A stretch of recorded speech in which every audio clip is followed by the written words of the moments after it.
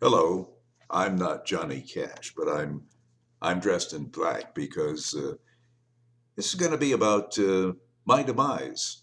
Two short pieces about my imminent, I hope not, demise. The first one takes a while before I die. It kind of sneaks up on you, but I think you might. I don't want to say enjoy it.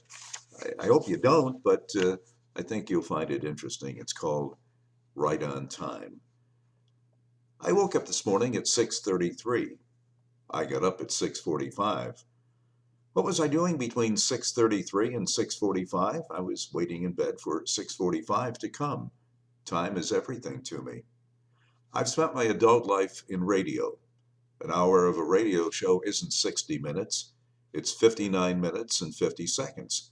You have to stop talking or playing music at 59:50 so you can play the recorded 10-second station identification so you can hit the network news straight up at precisely 00000. I love trains all of my life. Trains, especially the passenger trains, I enjoy riding. Sit idling and ready until a specific time, the time prescribed in the timetable.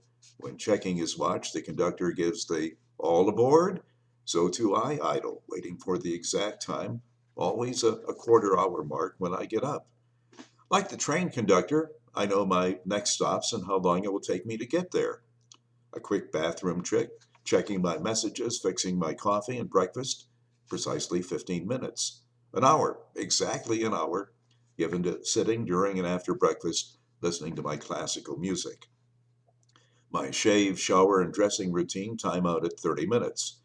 Up at 6:45, ready for the world at 8:30 on the dot. Now, if I have to be somewhere at 11 o'clock and know, for example, it will take a 30-minute drive, I simply using a radio phrase, back time, add the hypothetical half hour to the drive wherever, and get out of bed at 8:45, so I'm ready to leave at 10:30.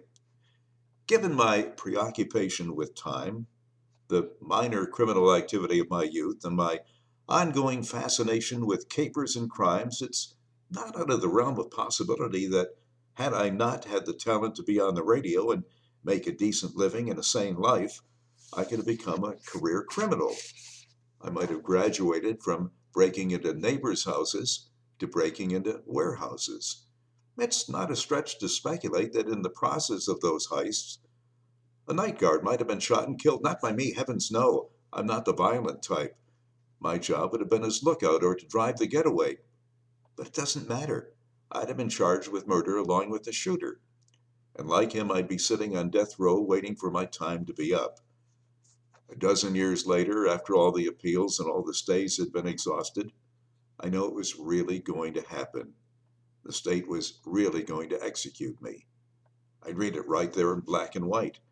They do it at 12:01 a.m. on a specific date. But that wouldn't be good enough for me. I've seen movies. I know there's a process, a sequence of events. I'd want to know the exact times everything would happen.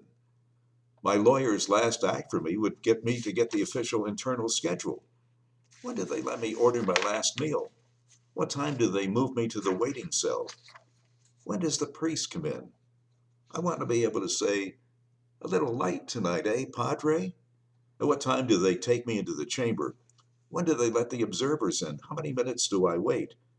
I'd be tracking it all, making sure it's all happening when it should. First on the plastic clock they let me keep in the cell, then on the official clock on the death chamber wall. As they'd slip the hood down over my eyes, I'd see everything happening right on schedule. Just before the hood covered my mouth, someone might detect the faintest of smile on my lips. Right on time. The second piece is a little more gentle. Okay, this is in my book. Uh, I'm just lucky to own my own car. It's a minute after I die. A minute after I die, the crosstown bus will stop at mid intersection to let an old lady weighed down with shopping bags get on. A minute after I die, the hands on the grandfather clock in the hallway that haven't moved in years still won't. A minute after I die, a new puppy left alone at home will chew through a throw pillow, a surprise awaiting the pup's owners when they return. A minute after I die, a woman, one eye black and the other raining tears, will slam the apartment door, vowing this time she won't go back. A minute after I die, the ice cream man will give the little girl, buying her first cone by herself, change. She'll be a big girl now.